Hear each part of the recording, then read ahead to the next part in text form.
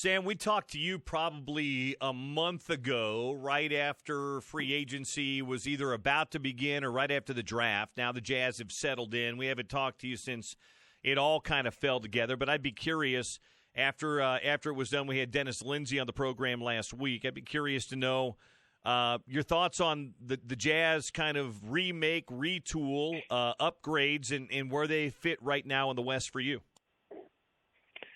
Sort of in that second tier that, you know what, nobody really expects them to get out of the West, but people believe that, especially around the league, think, you know, this is a team that can sneak up on people again.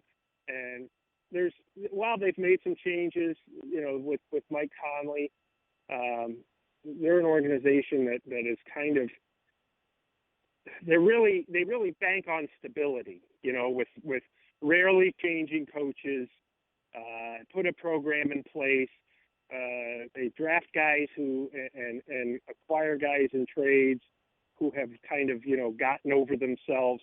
It's really just that kind of franchise. They're very similar, I think, in that sense to the San Antonio Spurs, in that it's a very well-run organization with a lot of stability. And when that happens, you throw in talents like Donovan Mitchell and the forever underrated Mike Conley, and obviously they have other pieces and parts, but that's where it starts. And you could potentially surprise your way out of the Western Conference. And you know, with the Jazz, you're going to be fighting for a top 4 seed, and there's a lot of people who think they're certainly going to get one. I'd be curious. You've talked a couple of times about tiers. What do your tiers look like? I don't know that the Jazz are the best team, but I think I'd put them in a top 3 or top 4 for sure, based on what they did on paper. But I'd be curious to know what your kind of your Western Conference tiers look like, Sam.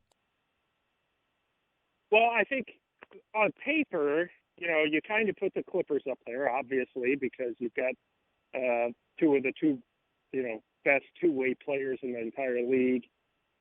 You would think that the Golden State Warriors, even though without Durant and Klay Thompson right away, the style that they play has been very difficult for other teams to figure out. And they still have Curry, they still have Green, and it'd be interesting to see how Russell fits in there. Will they be as big of a power that's guaranteed to get to the finals? Certainly not. But the Warriors are in that top tier, I would say.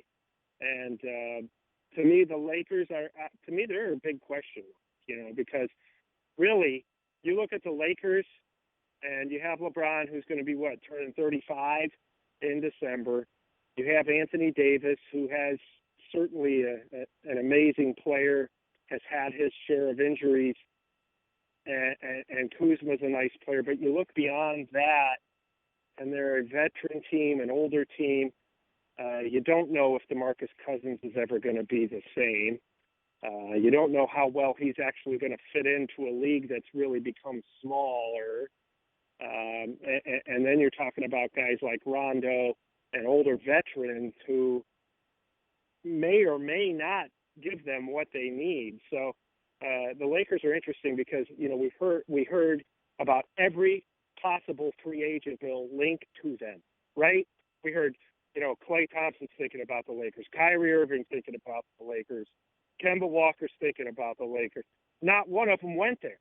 Not one name linked to the Lakers went there other than Anthony Davis trade. So I would put the Jazz ahead of them, as crazy as some people might think that sounds, simply, again, because of the familiarity, the system, the style they play, and just the fact that they've, you know, this is a team that's added some pieces in Utah that's been there before. So I think there's really only probably top 2 tier, which in that top tier, which would be the Clippers and the Warriors still.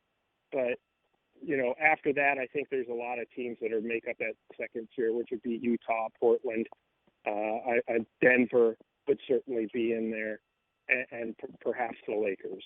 Talking to Sam Amico here on the Bill Riley Show today. It's interesting. I said that, you know, it used to be that end of July, August, September were a quiet time for the NBA. This year you've got Team USA, and it's not technically NBA, but it's NBA players, and they're playing in World Championships before they head back to camp at the end of September, beginning of October. Donovan Mitchell was invited, and he was kind of a long shot when he was invited, but more and more people have dropped by the wayside, Sam, and it looks more and more like Donovan Mitchell and maybe even a guy with Salt Lake ties from the University of Utah, Kyle Kuzma, might have cracks at playing for Team USA. Just a thought on those two guys, what it would mean for a couple of young guys to get some international experience, but also in a non-Olympic year, do these teams not have the same kind of allure they once did because guys are playing so many games in the regular season? Regular season and playoffs,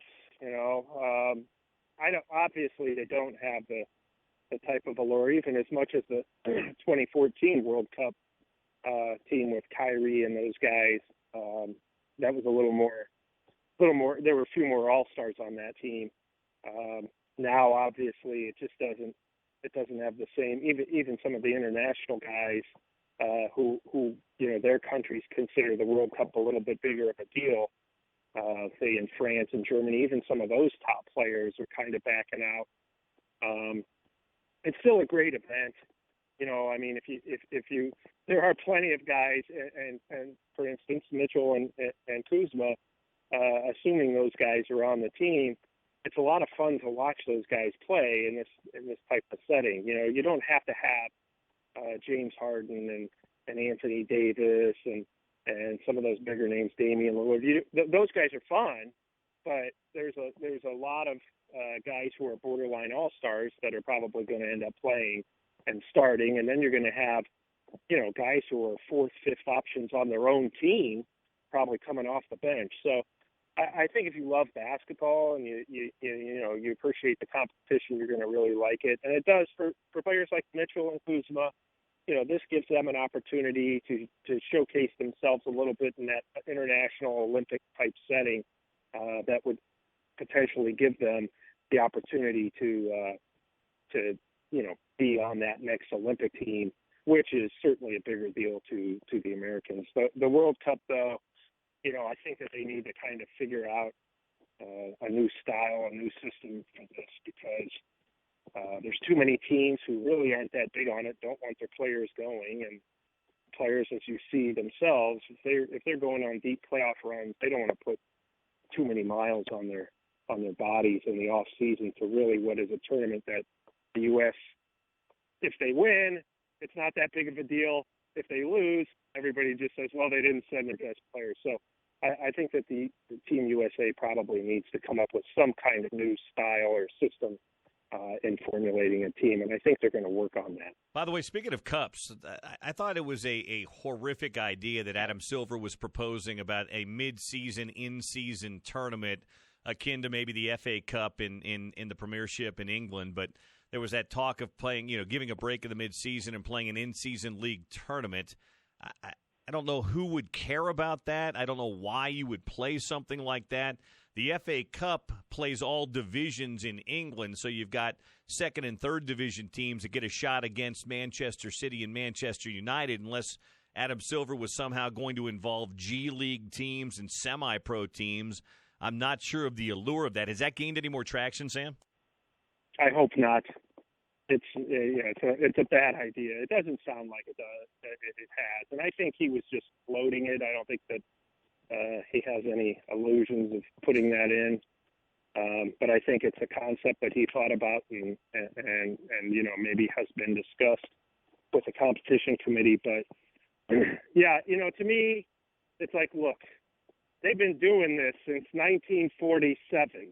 Okay. I know that guys like to act like they have it harder now and that they play so many games and there's so many miles on their bodies and, they're playing the playoffs and all this. They've been doing this since 1947. It's not new. This 82-game schedule isn't new.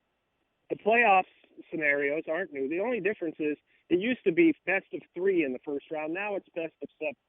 Well, that's not going to change as long as fans are paying to see it. The NBA is going to keep that.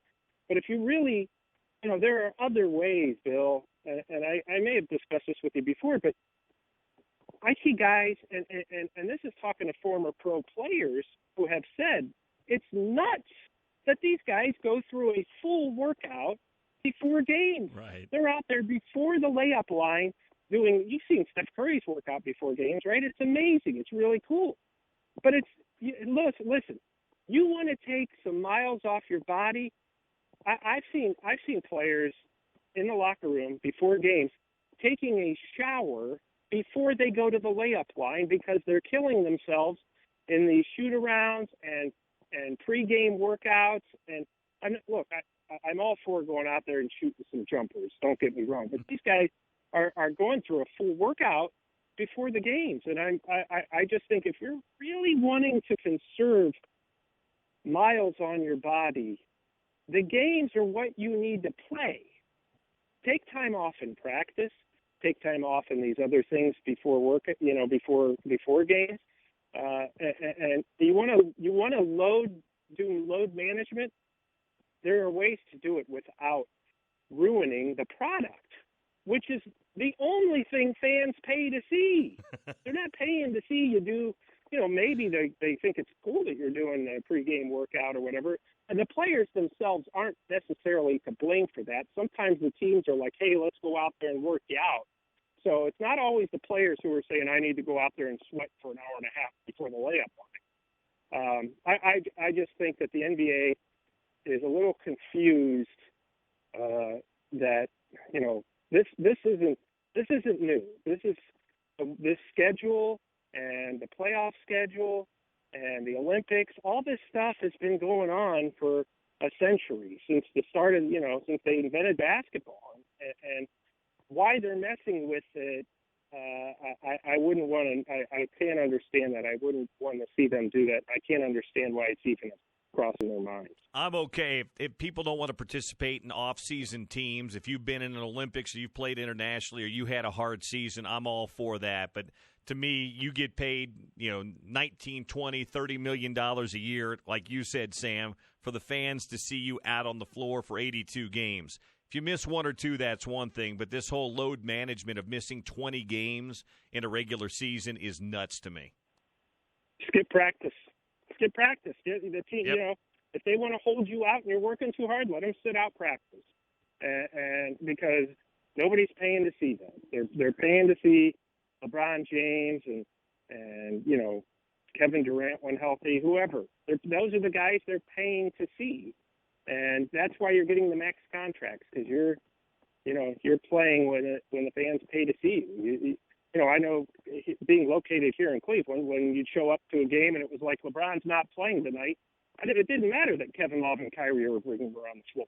It was cool still, but for the fans, but it just wasn't.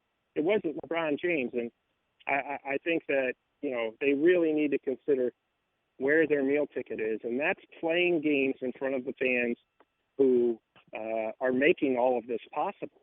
Nobody else is. The fans make all this work.